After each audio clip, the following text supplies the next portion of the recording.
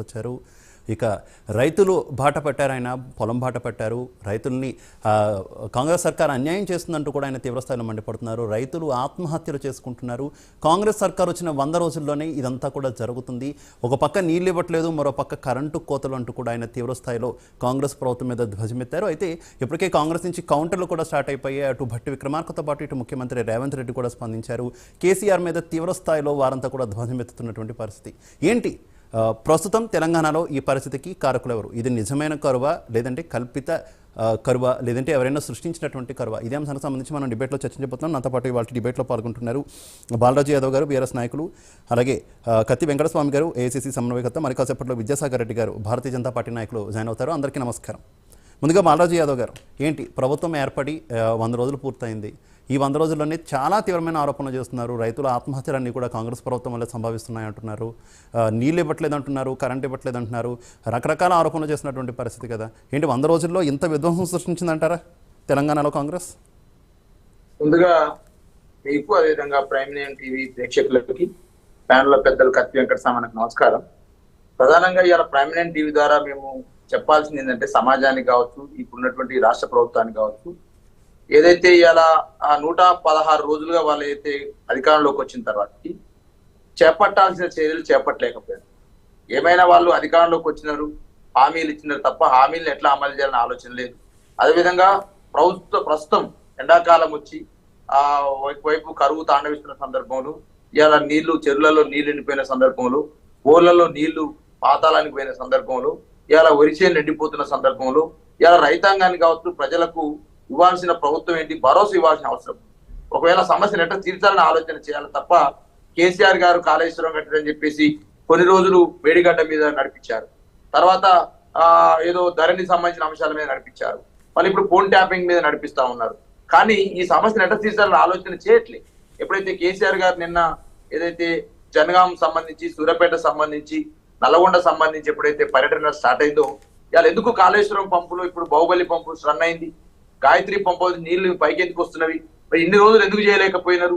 ఇప్పుడు వస్తున్న నీళ్లు ఇంకా డిసెంబర్ లో మీరు ప్రభుత్వంలోకి వచ్చినారు, డిసెంబర్లో చర్యలు చేపడితే ఇంకొన్ని పంటలు కాపాడే అవకాశం ఉండే కదా.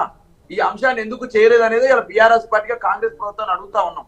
ఇలా ఏదో రాజకీయ పార్టీ విమర్శ కాదు, ఇలా ప్రజల సమస్యని ప్రతిపక్షంగా మాకు బాధ్యత అప్పగిచ్చినారు కాబట్టి ప్రతిపక్షంగా సమస్యలు ఇట్లా ఉన్నవి, ఈ సమస్యలు దృష్టి తీసుకొస్తా ఉన్నాం. దాని రాజకీయ పరిస్థితికి బాలరాజు యాదవ్ గారు, మొత్తం ఈ పరిస్థితి అందరికీ కూడా కారణం బీఆర్ఎస్ ప్రభుత్వమే గతంలో చేసినటువంటి పరిపాలన, ఈ అరాచకానికి కారణం అంటున్నారు కదా కాంగ్రెస్ నాయకులు. ఇలా రైతులు ఏ బాధలు పడుతున్నారో నేను ఇలా 100% మీకు కళ్ళ కట్టినట్టు చెప్తాను సార్. ఇప్పుడే నాకు ఒక వీడియో పంపినారు మా మిత్రులు. ఎక్కడంటే సార్, ఇలా మన ఎకరెకల్ కాన్సెన్స్ సార్, ఇది మండలాపురం గ్రామం, పొడిచెట్టి లక్ష్మయ్య గౌడ్. ఇతను 7 ఎకరాల పొలము బోర్లు ఎండిపోవడంతో ఎండిపోయిందని చెప్పేసి ఆయన 20వ తారీఖు 2వ నెల 24లో చనిపోవడం జరిగింది సార్. నేను ఫోటో కూడా చూపెడతాను. నేను కూడా వారిని పరామర్శించి వచ్చాను. నెకరికల్ మండలం, నెకరికల్ నియోజకవర్గం, నెకరికల్ మండలం, మండలాపురం గ్రామం. నేను ఏం చెప్తుంటే వారి వీడియో కూడా మీరు వినండి. ఎందుకంటే నేనేదో రాజకీయంగా మేమేదో మాట్లాడుతున్నట్టు అనుకుంటా ఉన్నారు. వారి వీడియో కూడా లక్ష్మయ్య గౌడ్ గారు వారు చనిపోక ముందు ఇచ్చేటువంటి వీడియో సార్ ఇది.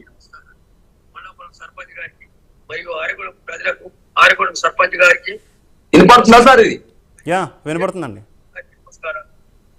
కోమటిరెడ్డి వెంకటరెడ్డి మంత్రి గారికి నమస్కారం, విద్యాసాగర్ గారికి నమస్కారం, మరియు ముఖ్యమంత్రి గారికి నమస్కారం.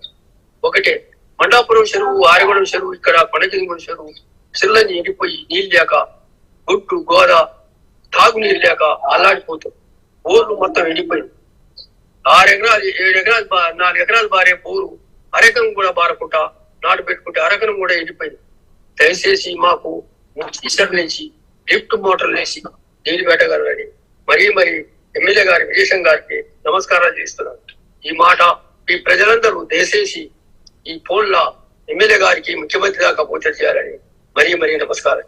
సార్, ఇలా ప్రైమ్ నైన్ టీవీ ద్వారా మీకు వినిపించిన వీడియో ఏదైతుందో, లక్ష్మయ్య గౌడ్ సార్, ఈయన సిపిఎం పార్టీ మాజీ సర్పంచ్ మండలాపురం. గతంలో నేను SFI లో పనిచేసినప్పుడు వీరు సర్పంచ్ గా పనిచేసినారు.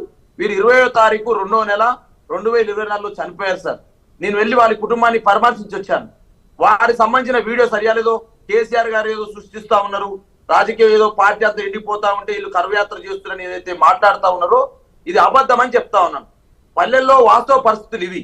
వాళ్ళు ప్రభుత్వానికి అక్కడ ఉన్నటువంటి అధికార యంత్రాంగానికి అక్కడ ఉన్నటువంటి ఎమ్మెల్యేలకు అక్కడ ఉన్న మంత్రులకు వారు చెప్తున్నటువంటి మాట, లక్ష్మయ్య గౌడ్ గారు మరణించక ముందు చెప్పినటువంటి మాట, పొడిశెట్టి లక్ష్మయ్య గౌడ్ గారు మండలాపురం గ్రామం మాజీ సర్పంచి, వారు చనిపోక ముందు చెప్పిన వీడియోను మీకు వినిపిస్తున్న సందర్భాన్ని గుర్తు చేస్తా ఉన్నా. వారు చనిపోయారు అన్నారు కదా, రేవంత్ రెడ్డి గారు ఏమన్నారు, సార్ మాకేమైనా ఉంటే పంపండి వీడియోలు అన్నారు కదా. రేవంత్ రెడ్డి గారు ఇది ప్రైమ్ నైన్ టీవీ ద్వారా లింక్ తీసుకోండి, ఈ వీడియో వినండి మీరు రేవంత్ రెడ్డి గారు ముఖ్యమంత్రి గారు అని చెప్పేసి రిక్వెస్ట్ చేస్తా